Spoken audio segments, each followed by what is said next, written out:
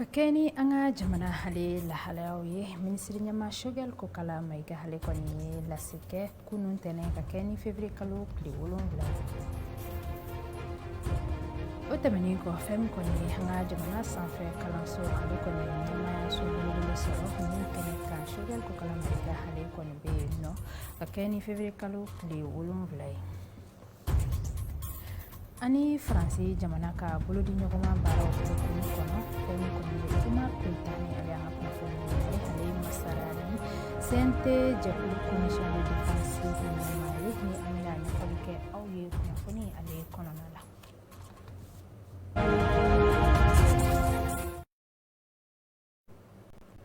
ame folin tan krenke kanyashi au malikono ani maliko ka hofe fes kolendo MCT jabalani halini radio emergence sanfe kuna fani kuma bawta menen ko kabuyino kakeni anga jamana ali la halawi ministri nyama shogel ko kala maiga hali koni la sike kunu tene ka ben fevrier kalo le wolon la masamba flahani mukwan flahabe anga kuna fani na ka jawlaje kakeni fevrier kalo kle wolon vla samba flahani mukwan flahanga frante fanga ministri nyama shugel ko kala maiga ale koni la sike la semi koni kera kakeni uka la sigimi koni kera nu koni hakilna falin chamanke nga jamana ale la halaya kunyoka la sein koni konona na ministri ayira femi koni anga mali jamana ale koni be no andeme baka bela jirale hakilna falin si gafo ukaseka matarafa yasa anga jamana ukoni bebo dingay kononala wotamani ko kaboyno ministry ye ayira kafo fem koni ye bembale ambeka sama ani stedio mauni nyanche hukun konti dowrei wulika joba munukera anga jamana kono santemenu kakeni anga nyama koro koni ni ayira kafo huludi koni kunkente ka jamana ka ali marakanya ni odekera sababu ye ka jamana kono don koni lamuruti ka wulika jo chamonke ukofe ministri nyama koni dasera ani Fransi chelabe la halaya mnani wati nununa alibi ministri nyama akoni be ayirana aka lase kono abe fuli bilebeleke kanyashi hanga wulumasiri tabauma kakeni uka wulika jo yasa ka jamana kono don ka ulu lakana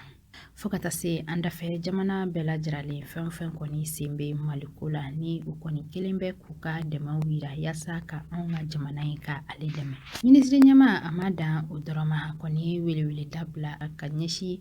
jamana to bela jirale ma yasa anga sika fara nyawanka fem koni anga jamana ka alideme ka boni dinge bayin alikono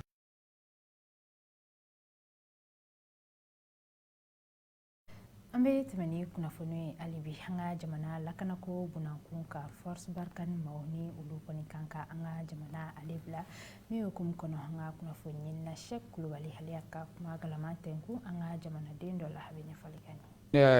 sebeni be se ka jamana do deme parce que sebeni kon nana kuna fonu de ba kono adama den koni kuna fonu be roro ba ibitanya inde bon ni amna mun sebe o kan jamana rema avec sababu ye malidon re ka ke jamana fe tuguni parce que kuma nga folo ko ye nga ladaw on fa ye musigi anyina na fem ko ni ya fol ladria ka ke jamana faso de nyima o de ba kono donc ne bolo seben meseka bella jele de deme me faka mu fo te que bibina technologie chamana na téléphone ko télé nunu donc on te nga chokroba on tout la main tuguni en bolo café kona me fika afogo anga chokorba me mudo o te téléphone kono ate faire kono téléphone kono ga comme avait fait comme dans bibliothèque do ko fembe beaucoup la mais si ça on demsenu on te son agere chokorba la ku ka ko kacha mais yo fili bade ko chokorba ko ni ale amana ke chiko anana jengo na enyena donc avait fait chama don voilà itna sika musoro téléphone kono antelere konago ambe tabani kuna fonu ye alibi fem koni anga jamana ministru hulu ye lasigi bake lasim ko fe hu koni klalaka lasigi wereke ni CNT jakulu mawi min koni kera fevrier kalo kli duru tabani anga jamana kono alasigi kunte dawrai fem koni frante fanga bengan sebe ninka seki ubaro kalanuka ambe anga kuna fonu na ka jawlaje Déjà CNT voulait ka a fɔ k'u kana sigi u ka baara daminɛ baara in a bɛ kɛ fɛn caman kan fɛn fɔlɔ o ye ka charte transition charte sariya sɛbɛba ko yɛlɛma don la yɛlɛma bɛna don a la vice président mun tun bɛ yen nɔ n'o o tɛ yen bilen o poste bɛna bɔ yen nɔ bon n'o bɔra yen nɔ loi électorale o bɛna falen n'o falenna gouvernement fana ni charte kun y'a fɔ k'a kana tɛmɛ mɔgɔ 25 kan mais pour que bɛn ka kɛ mɔgɔ caman ka don a la gouvernement b'a fɛ k'o verrou fana wuli ka bɔ yen nɔ CNT fana ni a nombre kun fixera u y'a ye u ka dɔgɔ u bɛna essayer ka dɔ fara o kan mais n'i ye nin bɛɛ lajɛ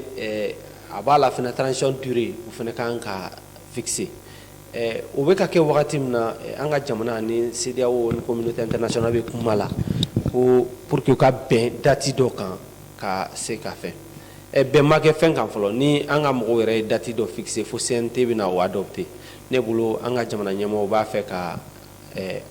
an partenaires an bɛ se ka mun fɔ k'u ignorer kɔlɔlɔ b'a la kosɛbɛ parce que déjà sanction b'an kan n'a fɔra ko bras de fer fana taara kɛ encore a bɛ kɛ gɛlɛya wɛrɛ ye donc mɔgɔw fana ni bɛ ɲininkali kɛ filanan mun na ni charte bɛna falen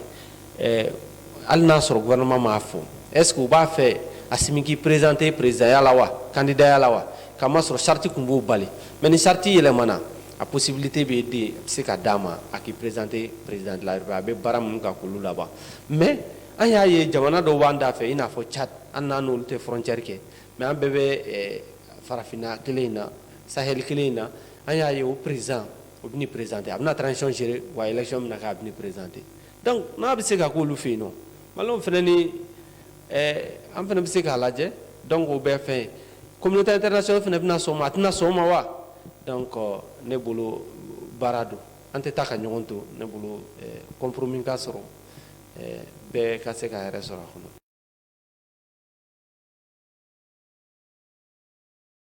an bɛ don jamana marabolo kunnafoniyaw la min jɛw farala ɲɔgɔn kan Kanja Tarawele ale fɛ. A ye aw bisimila an ka bi marabolo kunnafoniw na an bɛ fɔlɔ ɲɔrɔnji sahel la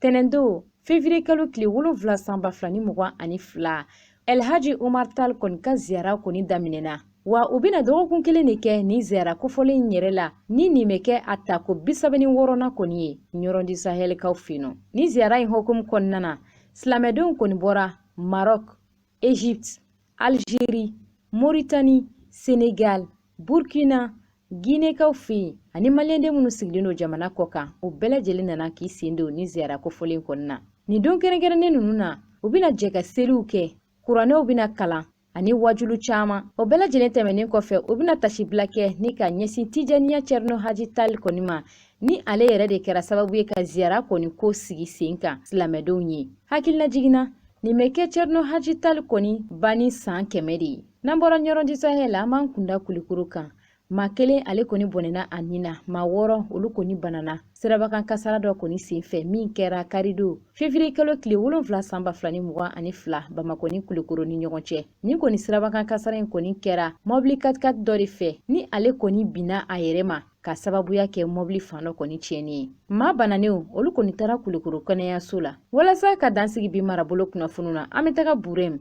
arajo barakɛla kɔrɔ dɔ ale kɔni yalona karido février kalo tile 6 san 2022 temera sugu kɔni kɔnɔna na Buremkaw fɛ yen nɔ wa a kɛra maa marifatigi dɔw de fɛ minnu n'u bugunatigɛ ma dɔn n'u nana mobili pick-up kɔni na wa u taga yɔrɔ ma dɔn fana halisa an bɛ don min na ko bi fɛɛrɛ si kɔni ma sigi sen kan yaasa ka ni arajo barakɛla kɔrɔ in kɔni ɲini fɔlɔ ni ne bɛ dan sigi a ka bi marabolo kunnafoniw na o jaw de bɛ taa n'a ye jamana kɔkanko kunnafoniw na min farala ɲɔgɔn kan Pɛnda Sidibe ale fɛ.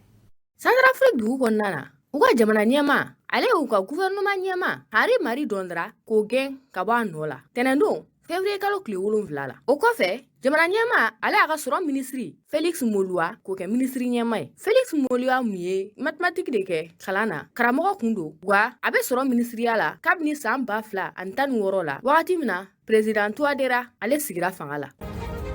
surankaw fɛ yen nɔ tɛnɛndon février kalo tile 7 nisɔngoya tagama min bɛ sen na octobre kalo tile 25 fanga d'Afrique kama olu ni fintigilakaw bilala ɲɔgɔn na tuguni dɔgɔtɔrɔjɛkulu dɔw y'a yira k'a fɔ ko maa kɛmɛ bɔɲɔgɔnko kulu de jogina wa olu cɛma maa 10 olu jogina ka sababuya kɛ marifamugu nɔ ye nisɔngoya tagamala kelen ale joginen no kosɛbɛ wa a b'u ka dɔgɔtɔrɔso la min tɔgɔ ye Faisal ye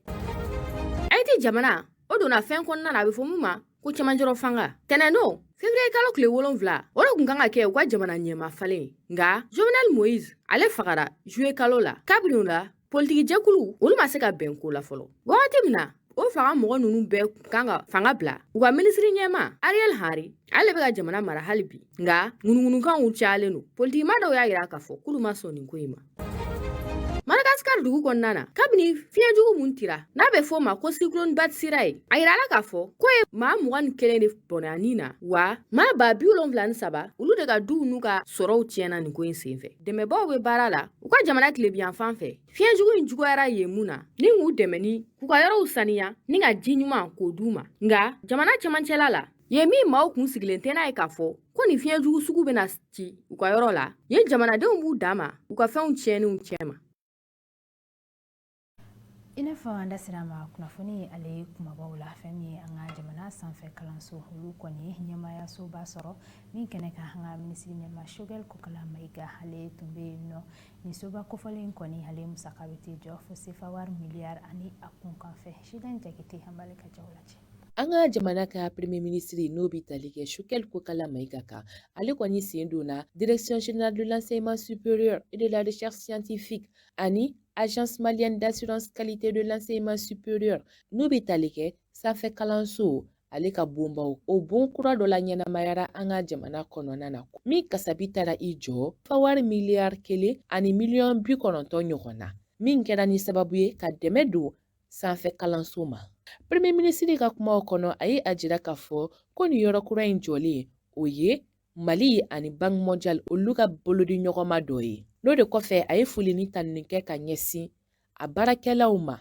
foli ka taga se maa minnu bɛna baara kɛ a kɔnɔ. A ye a jira fana k'a fɔ ko kalan o ye bɛɛ lajɛlen de ta ye ni jamana yɛrɛ ka taaɲɛ bɛ o kɔnɔna na ka d'a kan jamana ka bɔ a yɛrɛ la o dɔ ye ko dɔ ye ani o bɛ se ka kɛ sababu ye ka jamana la taaɲɛ kosɛbɛ jamana kɔnɔdenw fɛ kɛrɛnkɛrɛnnenya la siniɲɛsigi denmisɛnninw.